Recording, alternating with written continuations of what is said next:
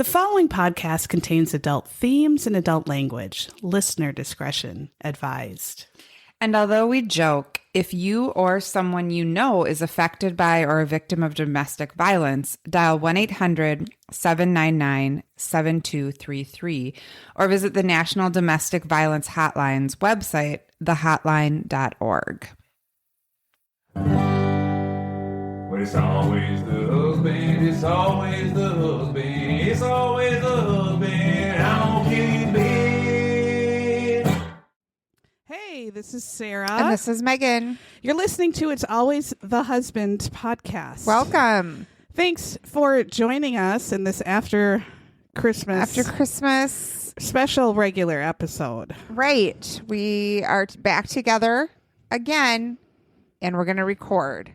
Yeah, that's how we do it. That's how we do it. But it's special because it's the end of the year, 2025. Yes. 2020, shit show. 2021, shit show. 22, shit show. 23, shit show. 24, shit show. 25, shit show for me. Yeah. So instead of doing, welcome. This is a true crime podcast. If you haven't listened before, we have a couple little segments that we like to do before we get into the murder. Usually we talk about the glitter in our shitter, what got us through this week. And then we talk about our Facebook group. This full of great people that have so many great people. So welcome.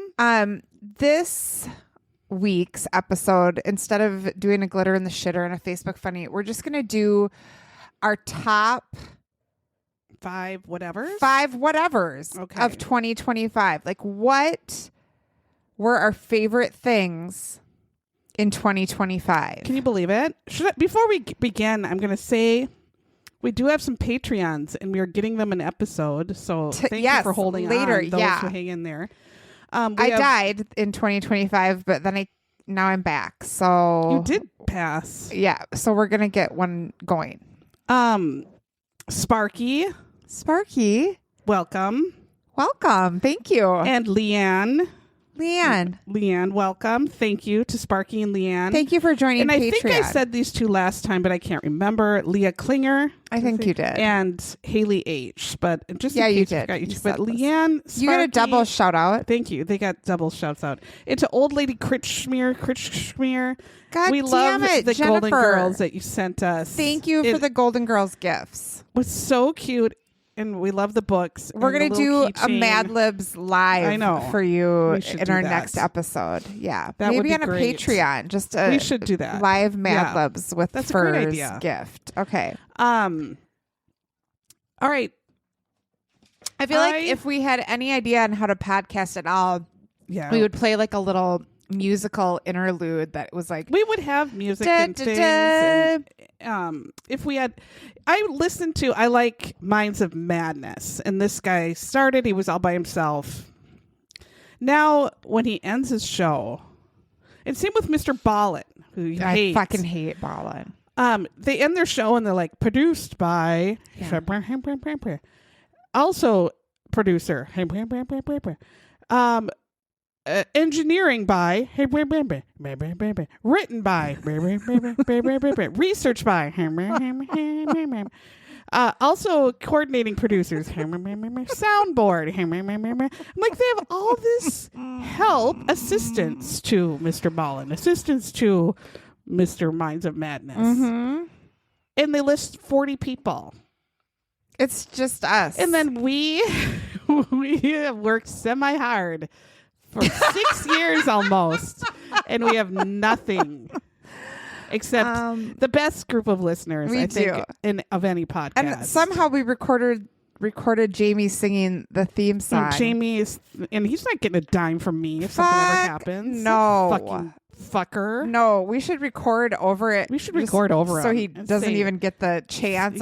All we would have is a theme song by Jamie Nelson. And at the end, as people ask, he says, "I'm going to kill you, bitch." Yeah. Of course he does. Of course he does. Yeah. All Well, right. surprise, he's gone. He's gone again. Yeah, because when I'm here, which Yeah. I always am, because I Yeah. don't leave the home. Yep. By the way, I live shut-in life. before he left, he just reminded her, you have to take care of You the have to take care of the dogs. dogs, don't you? Yeah, and I just said, she you know what? fucking You don't. I knows. said, you don't have to come home. That's She what I did said, you have don't to a come home. child that she had to look after too at one point. Yeah, Like because she knows how needing to a do dig things. that I'm just going to sit and be on my phone. I'm Yeah. like, so what if I am? Yeah. Fuck yourself. When I left tonight, my husband said, "Well, what are we even going to eat?" And I was like, Go fuck yourself. "You, Fuck yourself. everyone, go fuck yourself, please." 2026, be better. But just throw us a bone. All right. Well, what is your number 5? Do you have them in order? I know, like greatest to because least. You just I have your did, like, top TV 5. and movies. Yeah. And then I have some 5s. So Okay. I don't know. Do I just leave the TV shows and movies out and just do the 5s?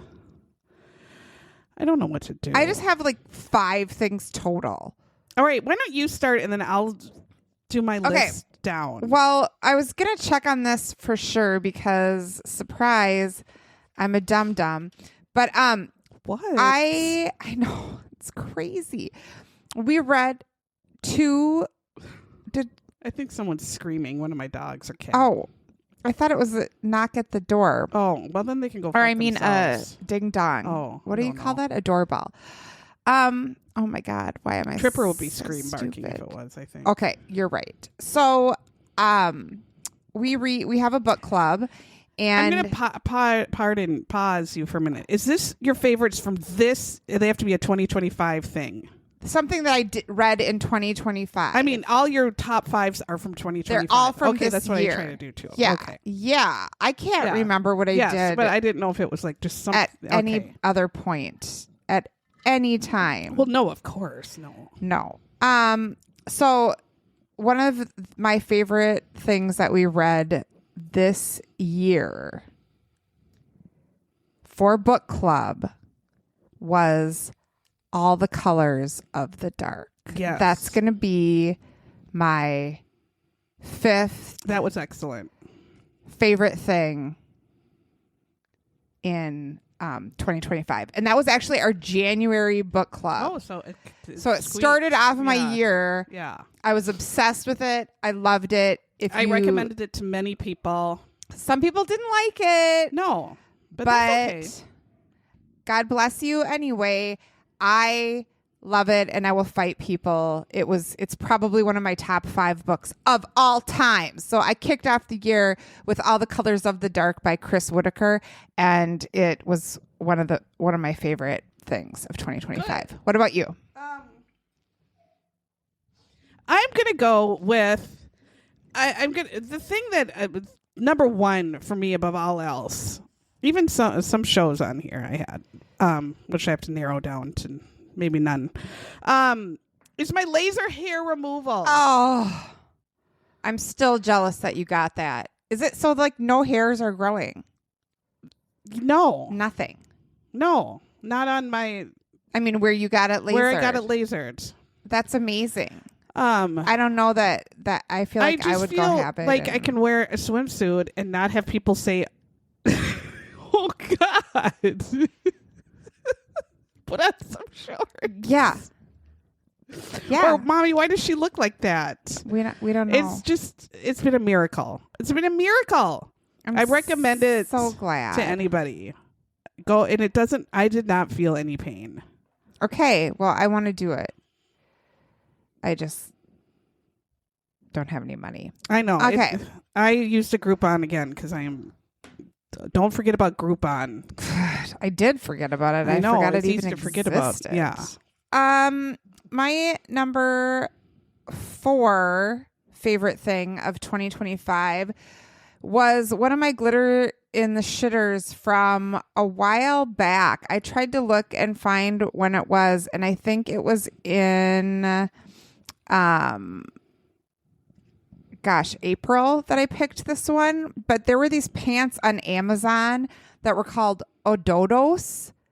And they were like wide leg. Oh, yeah. Soft wide leg pants. They had like a high waist. They came in long length so I could wear them and I didn't look like I was waiting for a flood.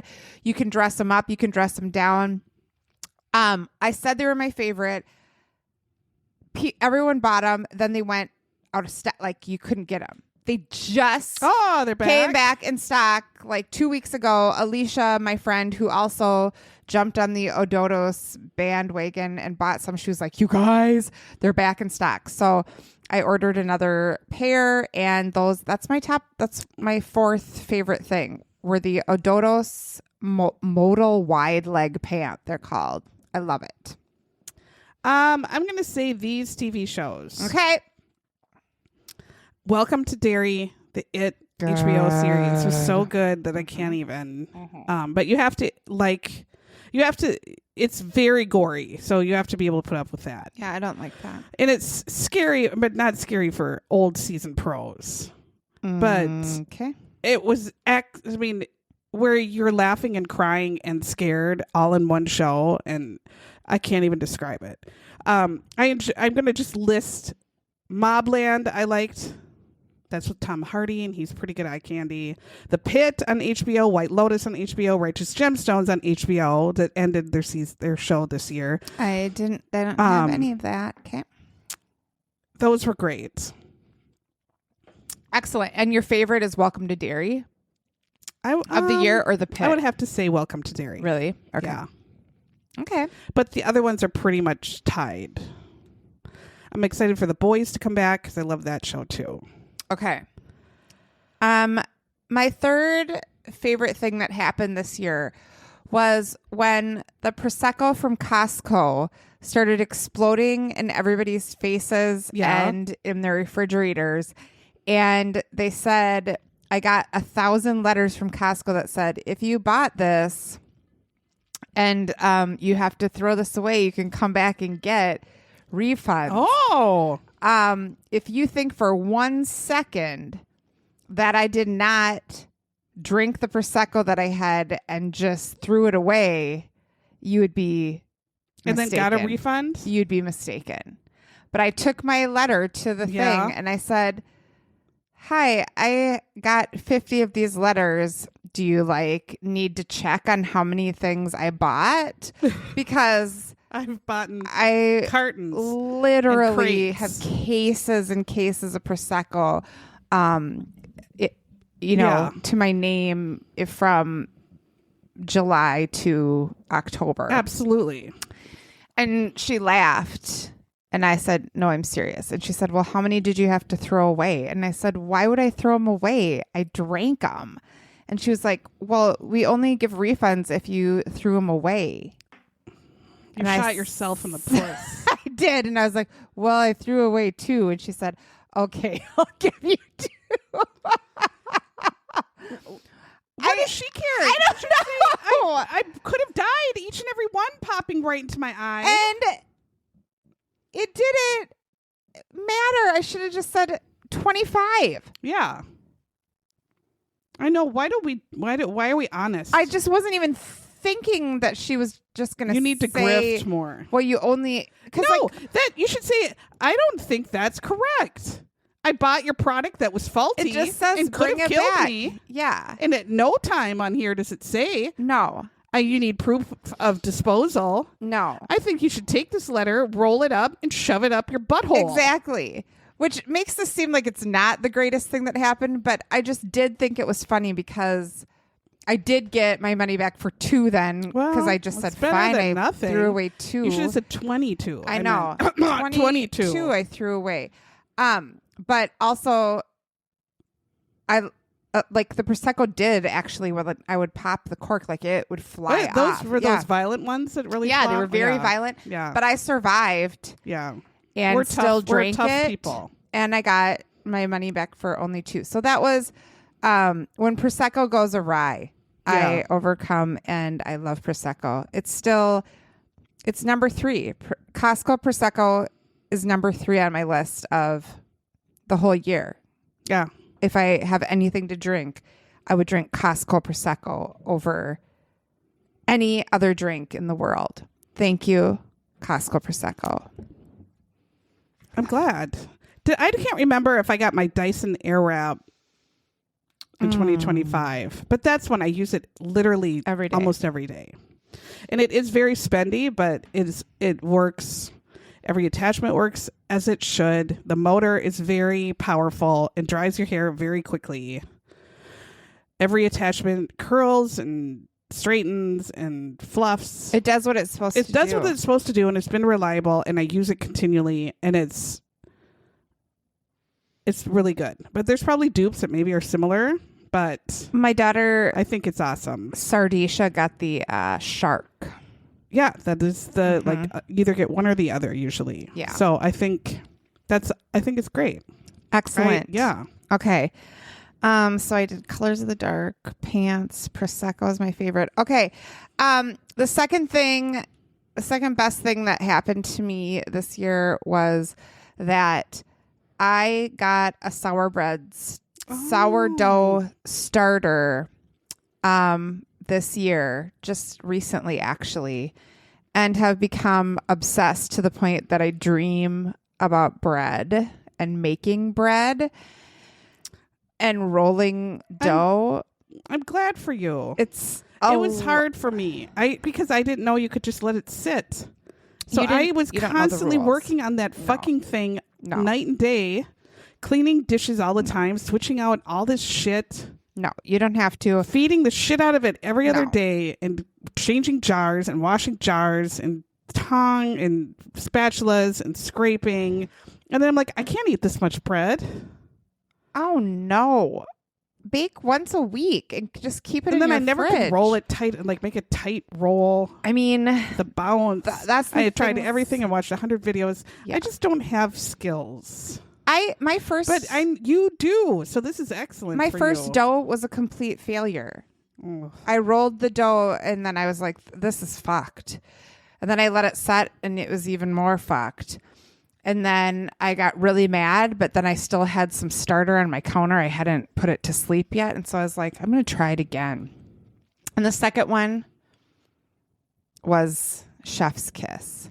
Awesome. And so I want to thank Ben and Alicia Dunning, who gifted me my sourdough starter, whose name is Betty. After Betty White, because we love the Golden Girls, and I love the name Betty. And if I had any more children and they were girls, I would have named them Betty. Oh, well. And Trixie.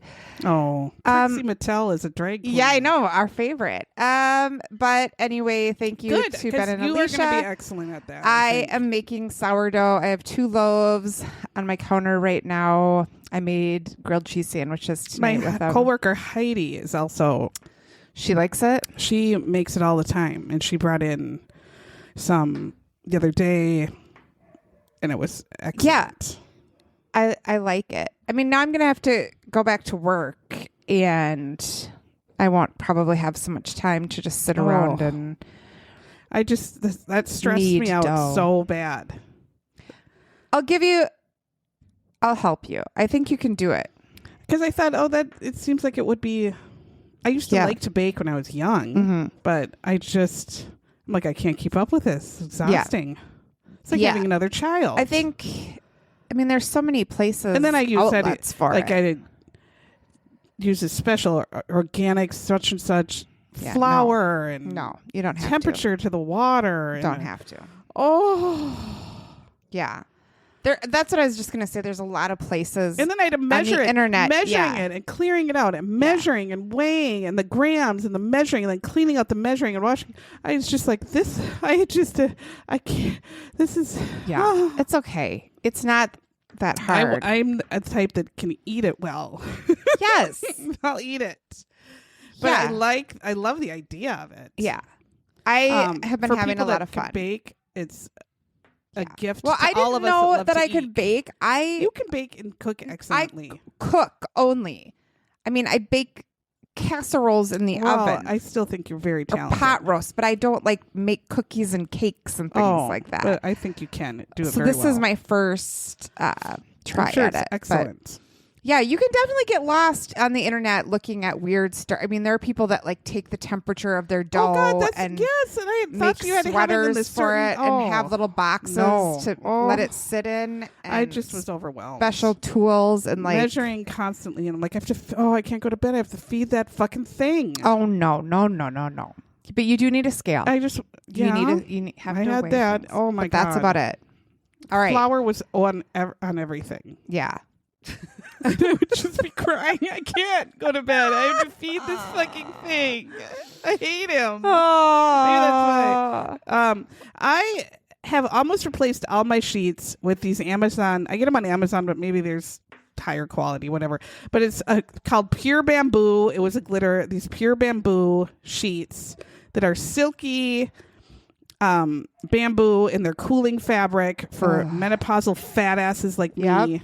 And they just feel like sleeping on silk, but they're not silk, but they're just silk, like silky, flowy, cool to the touch and comfortable. And you just feel like you're in a spa bed. I love it. And I've bought like 5 pair. And so are they now expensive? No, not these Amazons, because you can get like really, because I have a Select Comfort bed. Yeah. And like the ones that are Select Comfort that I bought with the bed are hideously expensive. And I thought, oh my God, I'll never be able to have another pair of sheets like these because they were like gold. But then I'm like, oh, you can buy these Amazon knockoff ones that are 100% bamboo, and they're like $30. They have them at $335 too. Yes. I mean, they're so worth it, even if they're expensive. The brand that you get are Pure Bamboo. Yes. That's what they're called. They're excellent. So now I would be like, oh, I don't want to change my sheets because I only have these crusty cotton ones, and now I have just all of these. I just washed mine and put them back on, and there was a big hole in them because Phil never fucking clips his toenails and he cuts holes in the sheets with his toenails. I just died. I just died. It came back to life and died again. So it must have been I just put the sheet on the opposite of the where it usually would have been on his feet, and the cut was up by my head. Of and I was course like, it would be then. why the fuck are these? Why is there a hole in the get his act to fucking together. So does my husband. He needs to do so I don't many think mine's things. ever changed a sheet. No. Phil purposely says that he's having a heart attack and will probably drive himself to the emergency room before he'd ever help put sheets on a bed. But yeah, they're worth it. They're so comfortable, especially if you have hot flashes. It's gold because they're just cooling. Sure do. All right. Cooling and wicking.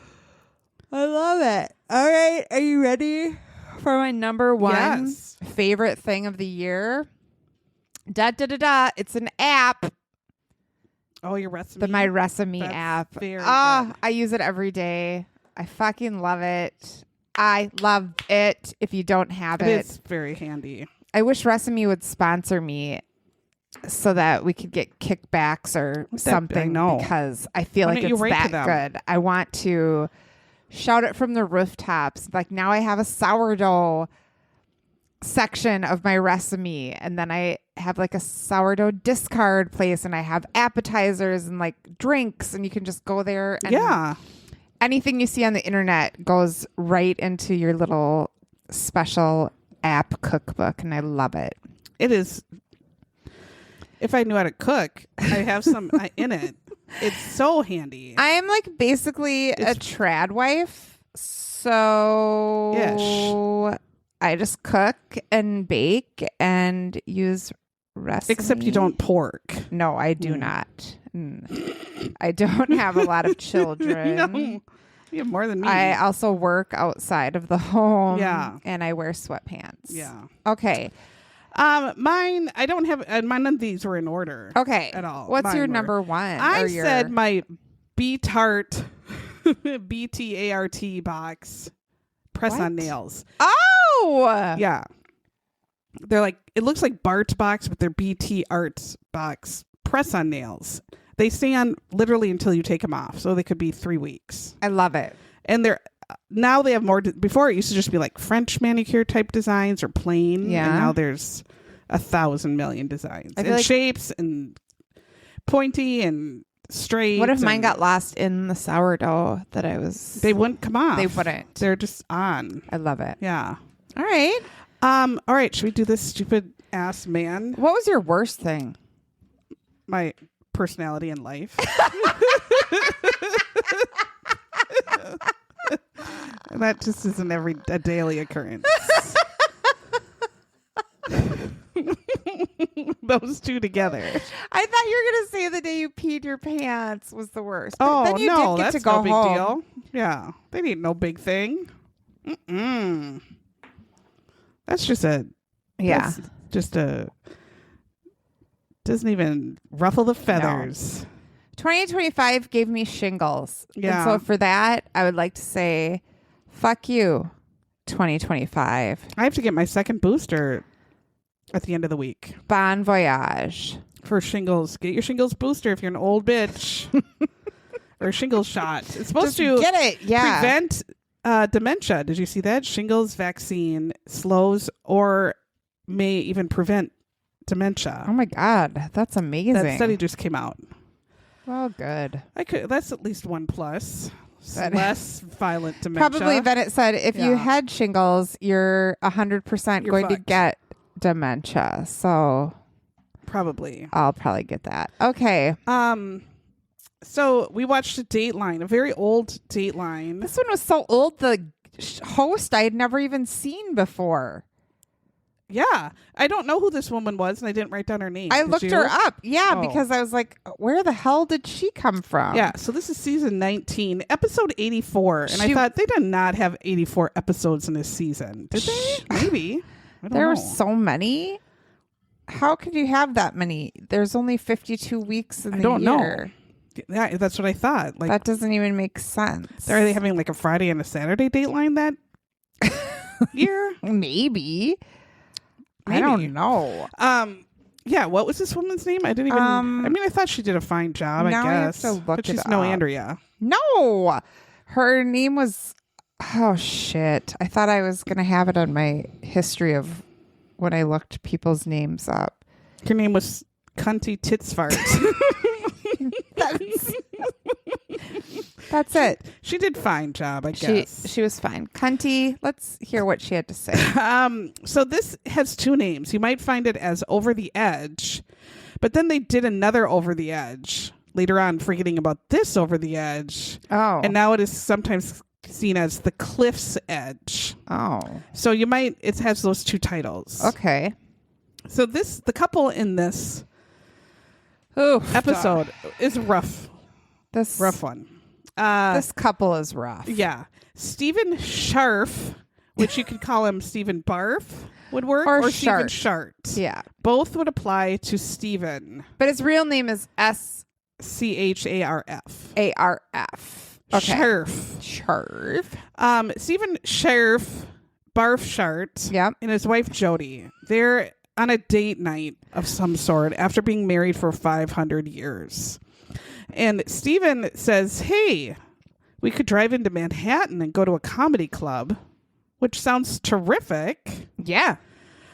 But they don't do that. He says, hey, let's go to this rocky overhang in the Palisades on the New Jersey Because side. this is our of where they special live. spot.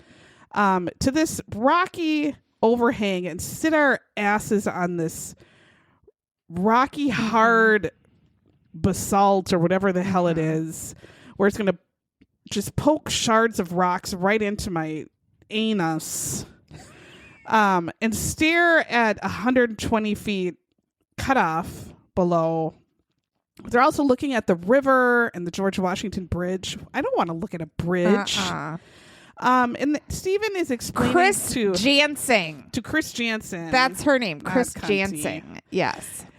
Stephen is in the episode. Stephen explains to Chris that was just their spot. Mm-hmm. That's where they went for their date nights to hang out at this dangerous overhang where it's a 120-foot drop down and just look at a fucking bridge. Hey, my husband likes to go outside. I don't, but sometimes I go with him, and sometimes I might sit next to him. I don't know, but that might be some couples things. where you see lovely pictures of them at the top of a mountain overlooking changing leaves or some pretty color. So I don't know what's possible. But later in the episode, we'll realize that absolutely 100% Jodie was not into this night. Right. No. But that's what the story is at the start. Stephen and Jodie have some wine and some blankets. So maybe they're sitting on the blankets or they're using the blankets because it's probably cold as hell. And they have shards of rock cutting into their anus. And they're just sitting there nice. And Jodie says to Stephen that, hey, I kind of want some more wine. And Stephen says, I'll get you some. Because they're sitting, as Stephen says it, he's sitting and she's sitting in his lap and his arms are around her. When he said that, I said, absolutely. No. 100% that didn't Fuck happen. no, not on a cliff. No. And then a terrible thing happened. Right. But before they explain I bet you can't guess. Yes. Okay. They go back in time and say that these two, Stephen Shart and Jodie, met in the late 70s in Georgia. Stephen was in the army and they're showing pictures of him and he looks like just a douche. Well, but a passable douche. And he has a douche mustache and a douche mushroom cut. Well, Barf Shart. Yes. Stephen Barf Shart and Jodie, both in the late 70s and 80s and 90s, had some interesting hair. And it looked like both of them took a curling iron and they liked the curl under toward the face look. So he just had a short mushroom curled under. Like the hair from, if you've seen that movie, you haven't, but where like there's all the blonde children and they all have the Dorothy Hamill and they're scary and all these blonde children are born in this town and they have telepathy and they like take over the town. I forget what it's called, but whatever. And they all had a mushroom cut and it was curled under. Well, that's what his was like, but his was dark. Like a page boy that you would curl but under. It was just short on the sides, but just curled under. And then hers was like long, a 1700s page but boy. all curled in toward her face. So it was just like she took a curling iron and went down, down, down, down, down. Yeah. And it was all curled in like, I don't know who.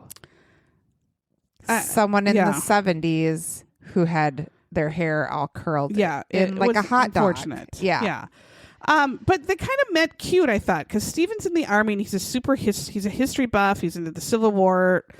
And she's a history teacher. And I thought that's cute. They must have got together, like the conversation they had. And I thought that's a good match. Minds, then hearts, then Scharf farts. Then Barf Sharts. Yes. Yeah. And Stephen, of course, is telling Chris that it was a lovely time, exciting. He was ecstatic. Their marriage was great. Then they get a house. They have a son, Jonathan. Stephen said Jodie's a great mom. She was just a great wife. They had such a good family, and they were just so in love. Everyone wanted to be the Barf Sharts. Yes, they did. And so we get to the summer 1992, back onto the cliff that night, and they're having their date night. They could have gone to Manhattan, to the clubs, clubbing it in the comedy clubs. Instead, they're getting hammered on a cliff. Yeah, on a very sharp, sheer cliff as their date night. Right. And as we said, Stephen is sitting with the shards up his anus.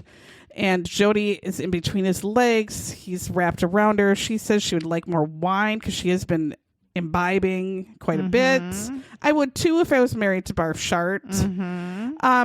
But Stephen gets up to get the wine that was in the car's trunk. So we'd have to walk all the way back. I'm like, bitch, you didn't think to bring it with? Right. You bring everything with you. You don't have to walk back. It's called a cooler, Barf Sharts.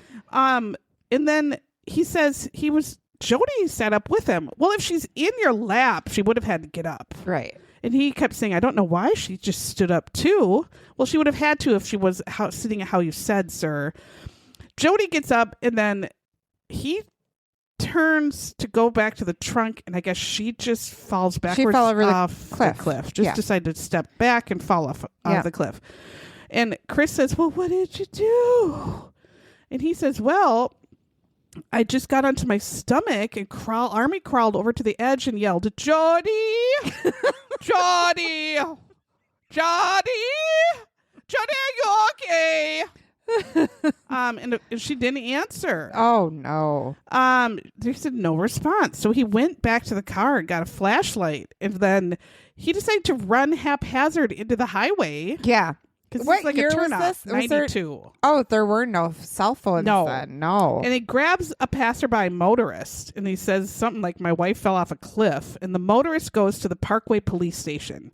That's where we see Lieutenant Walter Seary. He said he's on duty. He said jack shit was happening until this motorist runs in and said some douchebag said his wife fell off the cliff or something. I don't understand what's going on. I got someone in my car who said his wife fell off a cliff. So they all drive back to the lookout, and the police officer's like, "Oh my God, okay, this is this lookout that looks out into this river. It's like on a high cliff." The police are like, "Oh shit, like we can't see anything and it's dark."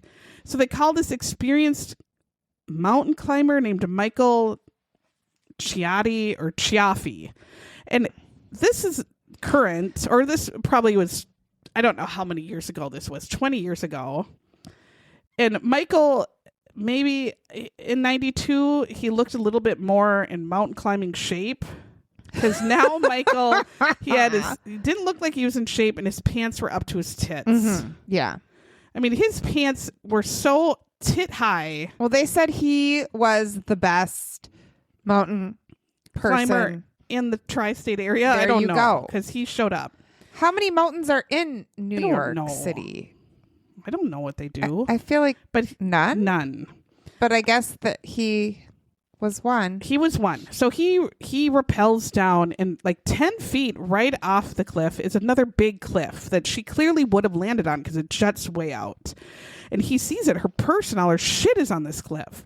And he's trying to say, like, oh, why wouldn't she just land on this cliff? It's like her body would have, if she had just stepped off, like he said, her body would be right on this big ass, huge secondary tier here where her purse and shit are. But there was no body there. And he also says, using all the lights he had, there was no sign of blood or hair or clothing.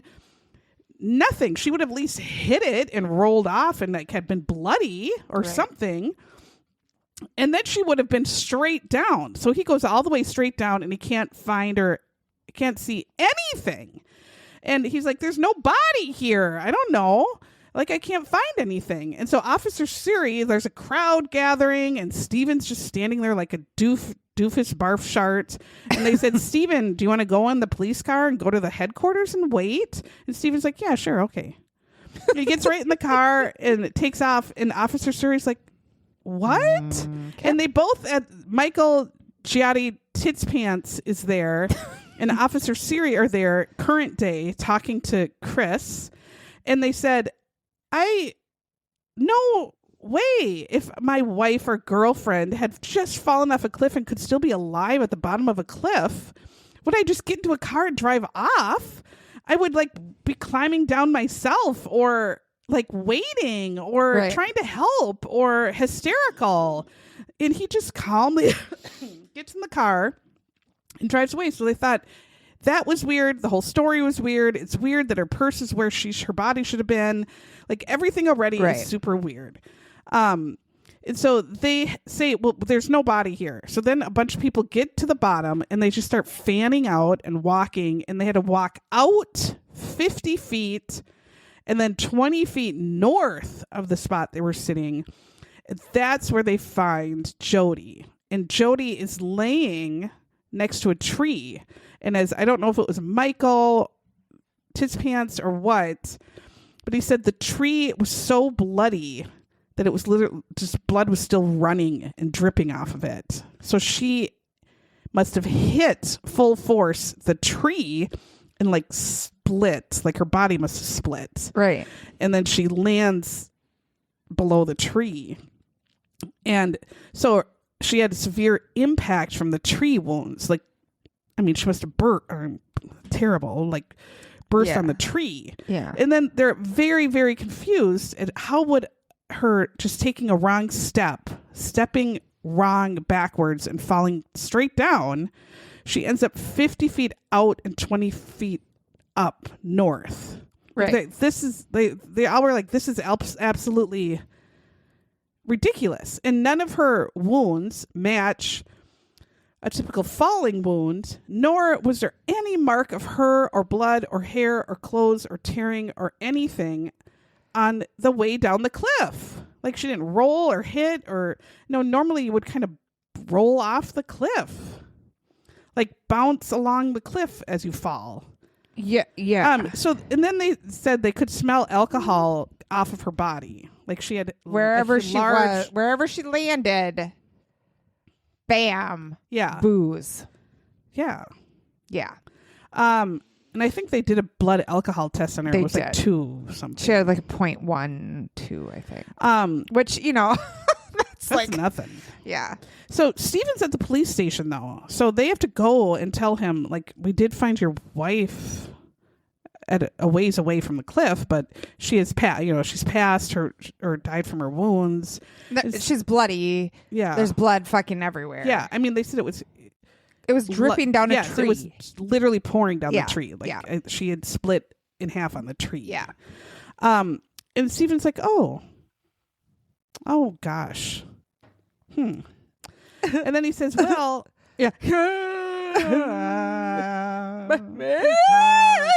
And then he says, well, I had to tell my son John, who was 10 years old, which of course is, he looks like just a cute little TV boy, like like that boy from the Sandlot. Yeah, he's like wearing a little baseball cap. He's kind of chubby. And John said, of course it was, John had to be told, the son, and he's hysterical, and devastated. Yeah. And Steven's like, that was so hard, All of Jodie's family is very sympathetic. They are thinking this is an accident, although I don't know how any normal person could look at that and think that's normal, what happened.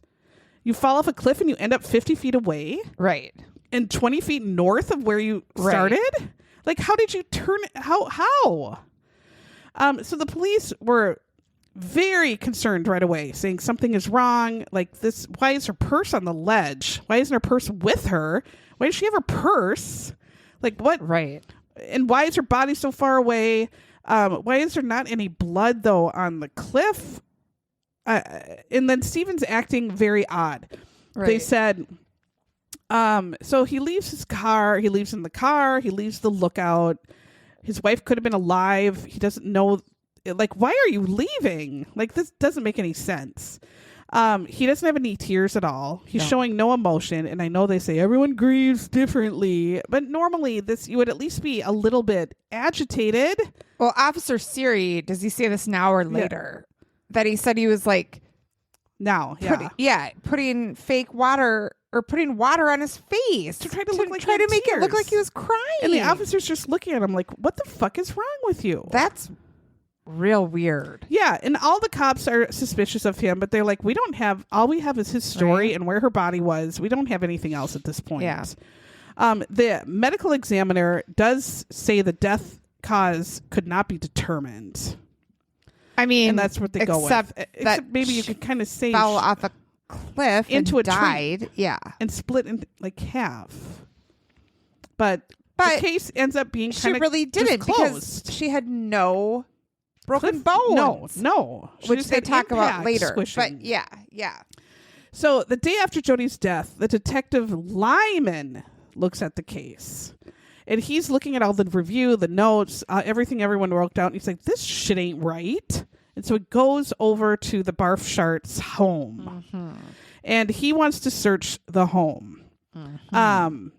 So what did I write? Less than 2? Oh. So detectives learn as they're searching the home that first off, less than 2 weeks previous to this event, Jodie filed and served divorce papers to Steven. Right. So number one, if let's say my first marriage and I was in the process of my divorce then, at no time, even if I was hammed on hams, higher than a kite, at no time would I go to a cliff with him or sit in his lap or have him touch me in any way or spend any time with him in any fashion.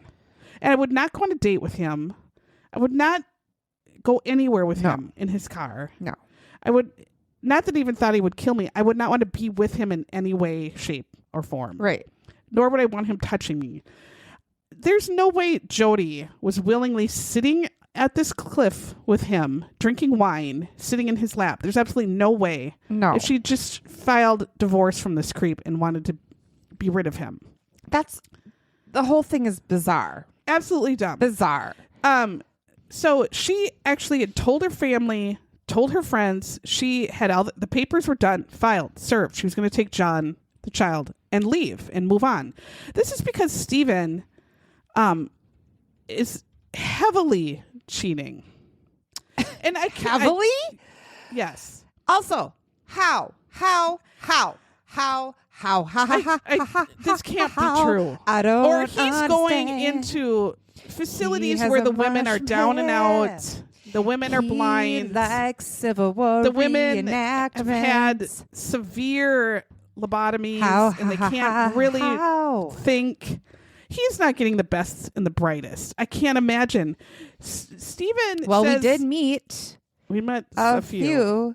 but And again, he's not getting the best and the brightest. getting pussy. This fool, Scharf Bart, sits down and tells Chris. He says they had an open marriage. Sir, no. Not according to Jodie or any of her friends or family. Jodie was not aware that this was an open marriage. Second, he said that anywhere between 50 and 60 women he porked throughout the marriage. I can't even imagine one woman wanting to look at that old hog's dick. I would laugh. I would say, sir, I'm not even going to breathe the same air as you. You need to leave my premises. No. I wouldn't go out with you for $1 million. I don't even want you to brush up against me in a line waiting for a movie. No. I want no part of your hairdo or your personality or your face. No. Who are these 60 women dating this married douchebag? What is going on? That can't be true. How is this happen? How is this a world? How is this a thing? I don't understand in any way, shape, or form. I don't either. And it's in New York. Like, there are plenty of other places to go in New York to find people that don't have that hairdo or like Civil War reenactments. What's wrong with these women? Desperation? I don't know. I can't. So she was not seeing different people, although in court there's a suspicious thing, and I don't think I don't think it's right or true. So he's described as having a free love lifestyle, but Jodie was unhappy.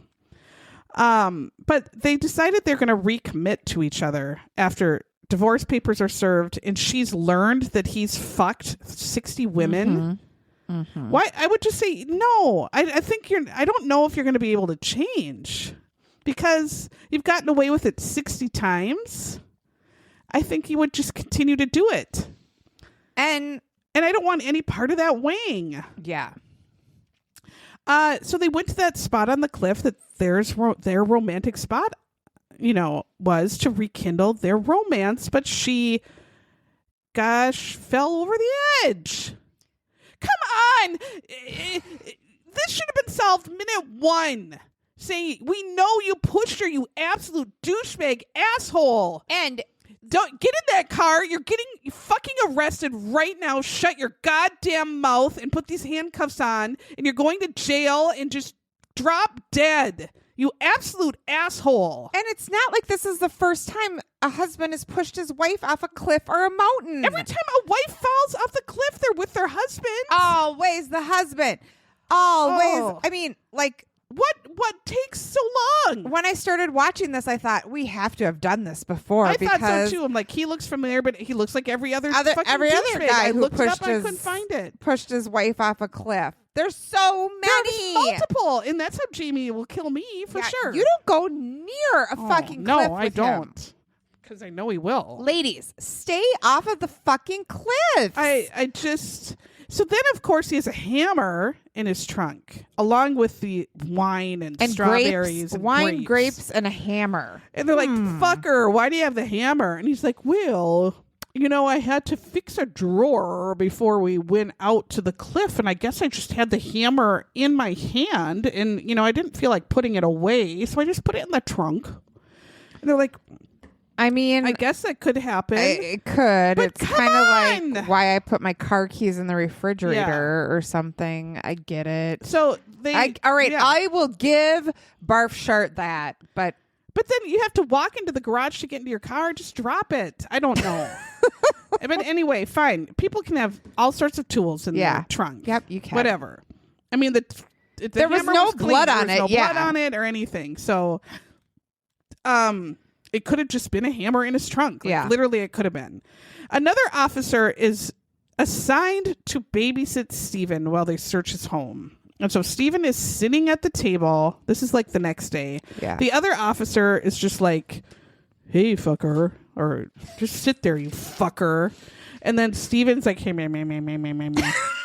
And then this detective Ehrenberg is like, "What are you saying? Are you talking about this?" And Stephen's like, "Hey, man.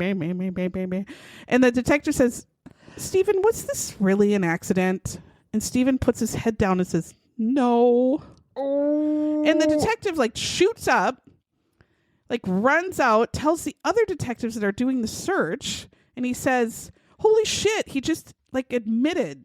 He just admitted he pushed her over. He just admitted it's not an accident." And the other detectives say, "We've already interviewed him. We're not doing it again." I almost leapt into the screen to slap the shit out of all these men. What else do you have to do at this time, you fucking assholes? You are a police. You're trying to solve a murder. The guy you think murdered just confessed at his dining room table, and you're too fucking lazy to go down there and say, "What did you say, asshole?" You're a police officer. Intimidate him a little bit and say, "Repeat what you said to me, you fucking dick." Is your JOB. And you're not going to take him in again and say, "We just heard you say this. Tell us what you said."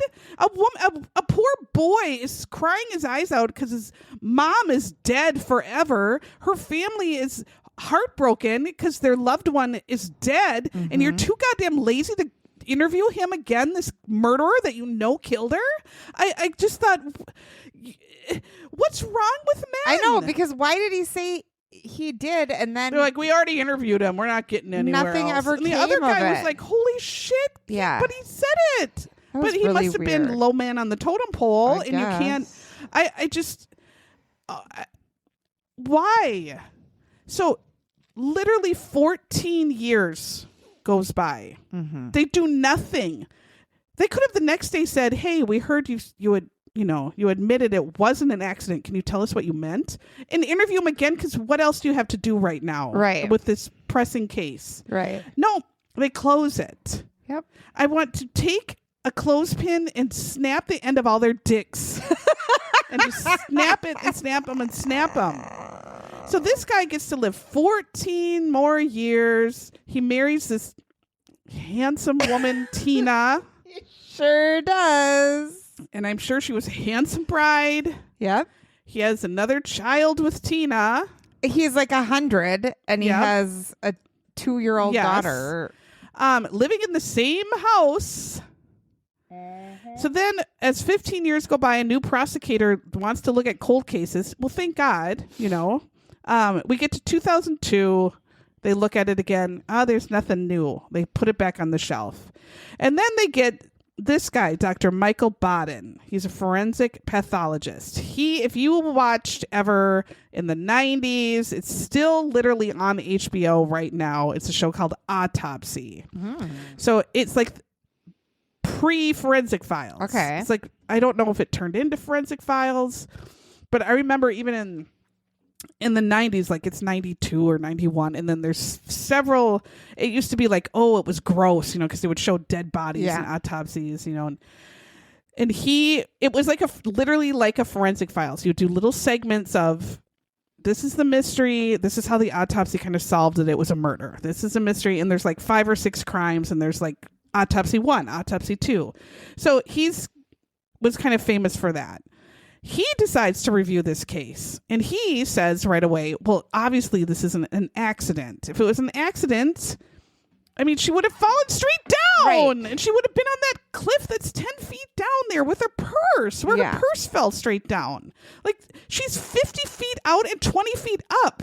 She's like, there's no way she even came off that cliff. She was either thrown off from somewhere else, or just thrown at such a fast, hard angle that she smashed into this tree and landed there.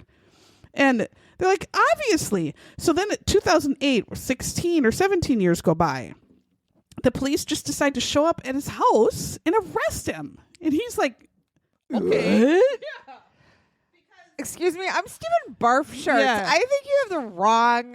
I'm here with my handsome wife and my 2-year-old. I guess history. Michael Baden saying it was a murder made them say, okay. Well, why couldn't him saying it was a murder 16 years ago? I don't know. So they go to court. The officers that were at the scene of the crime, they tell the whole day and how it was suspicious and how the body was very odd in the wrong place, looking very odd, not looking like a cliff fall, but looking like a throw in an impact wounds. They said how the one officer said how he confessed at the table. Jodie's friends all testify that Stephen was a monster douchebag. He was sleeping with apparently Mary Ingles School of the Blind after class. Yeah. The whole student body. Yes. Michael Baden, the forensic pathologist, testifies and says all of this shit is murder.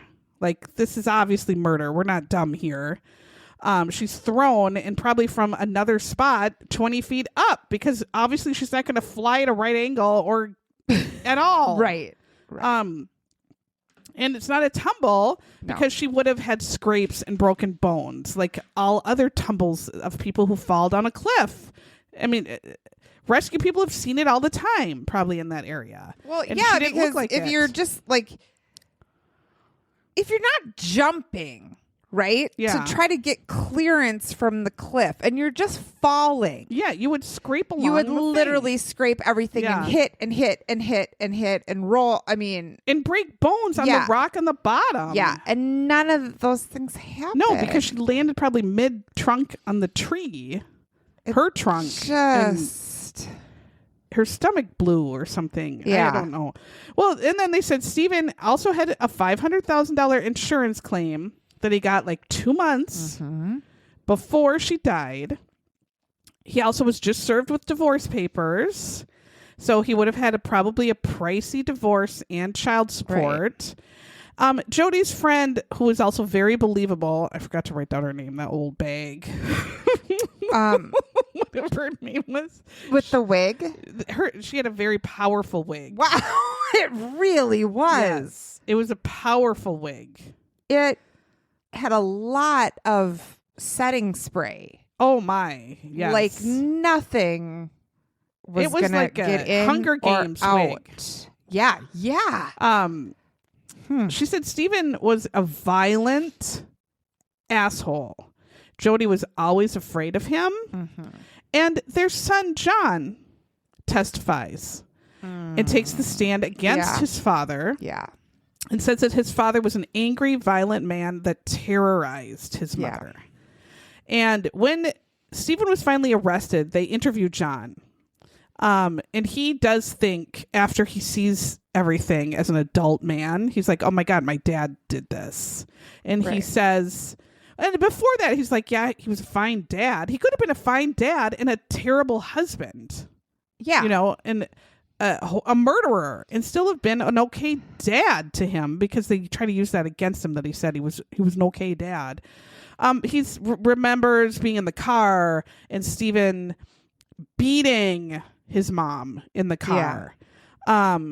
And he remembers his mom saying that night, like, I don't want to go out with him.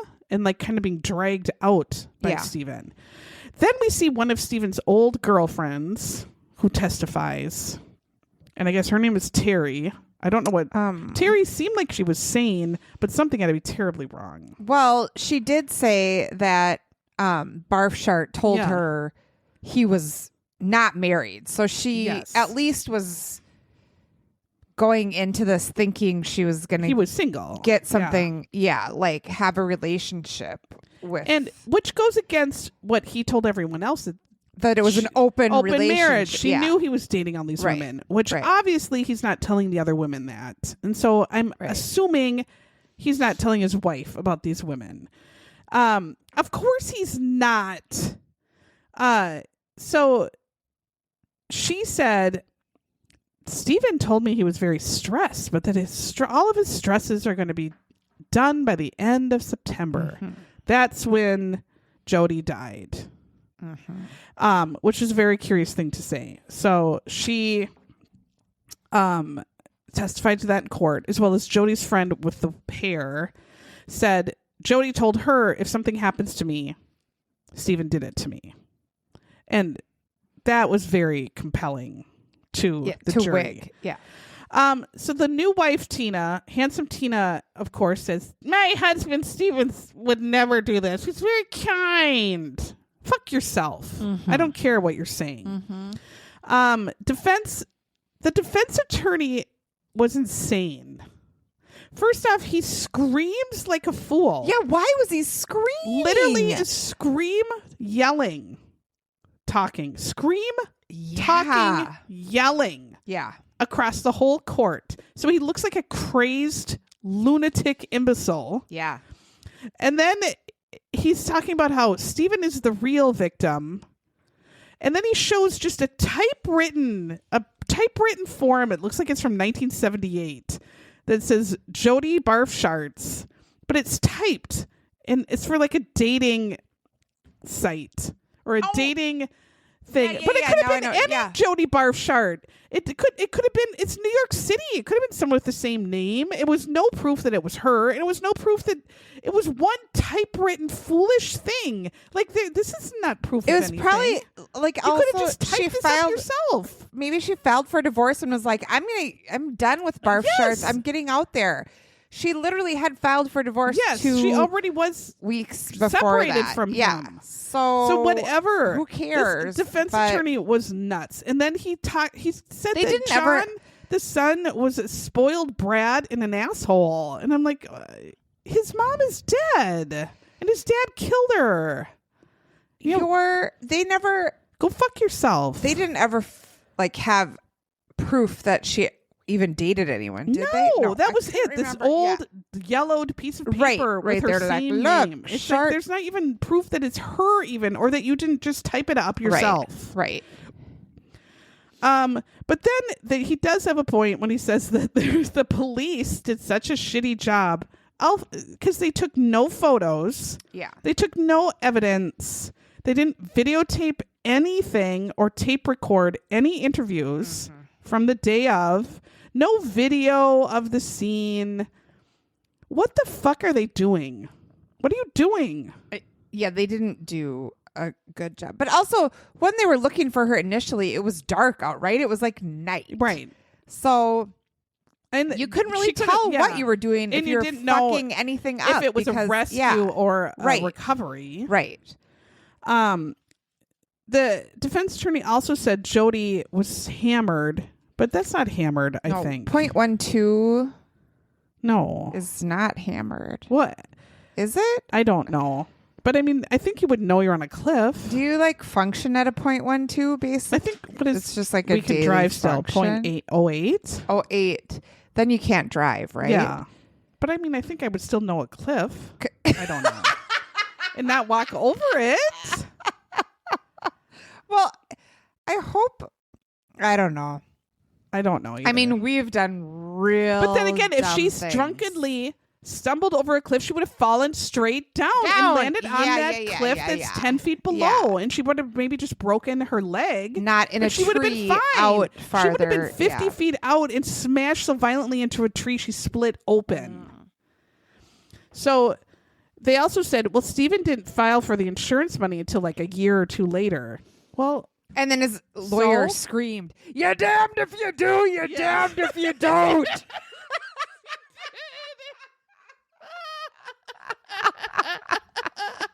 And Cunty, and she was like, take it down a notch. Jesus. What's he supposed to do? So I just can't even. So, the defense then say, John, you're testifying. John, the son. Yeah. 'Cause he's yelling. So who gets all the money if Stephen goes to jail? Now, mind you, this has been 20 years. Yes. And the money, 20 years. The money's gone. This boy John's like, has lived without his mother for 20 years. He's like, I guess I would. So I don't know what your point is. So you think I want my dad to go to jail so that I get the non-existent money from 20 years ago? What are you saying? Like, okay. What? I mean, just the jurors, though, were out for 3 days. Yeah. And I thought, is everyone in this town on Jenkum? Is everyone an absolute moron? Maybe.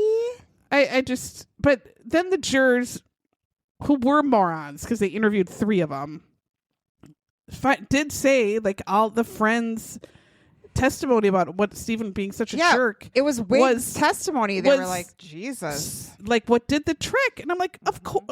It wasn't that the body was 90 feet out? No. It was that she said, if I die, he's going to kill me. They were like, all right. I'm flabbergasted at this one. Yeah. So, I mean, he's guilty and he'll be in jail until he dies. And handsome Tina, the new wife, is like, yeah, I have to show him our daughter through glass. Well, then she's safer, I guess. And maybe you are too, Dick You Munch. should be happy that he's not beating the shit out of you when you're trying to drive. And you know he is. Yeah. She was like, my husband is a caring man. No, he's not. I'm sure he was real caring to Jodie first, too. He wasn't beating the crap out of her. No, I don't know. She put a ring on it, or he put a ring on it, and then he was doing the same thing. Well, he was too busy putting his gross, icky weighing on other people. No, thank you. All right, so we have a book club too. Yeah, we do have a book club. I just made the book club meeting information on Facebook. So if you would like to join, if you have read Wild Dork Shore, Wild Dorks. If you want to talk dork shores with us, what does a dork do when they go to the beach? This one Wild keeps Dark a lighthouse Shore. alive. Yeah. Wild Dark Shores. If you've already read it, or if you read it with us this month, come and talk about it with us. Go to It's Always the Husband podcast group. Join our group.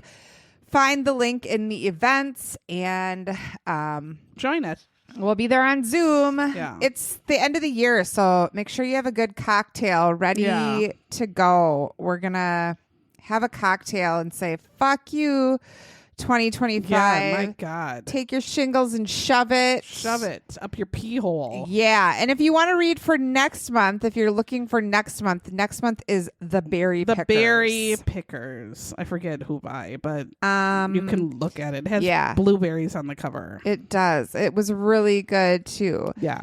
Berry Pickers. All right. Thank you for listening. Okay. And we appreciate all the support we've had from our listeners. More than we could ever even explain. Right? Like, what a great year. Just joking. She goes, okay, bye.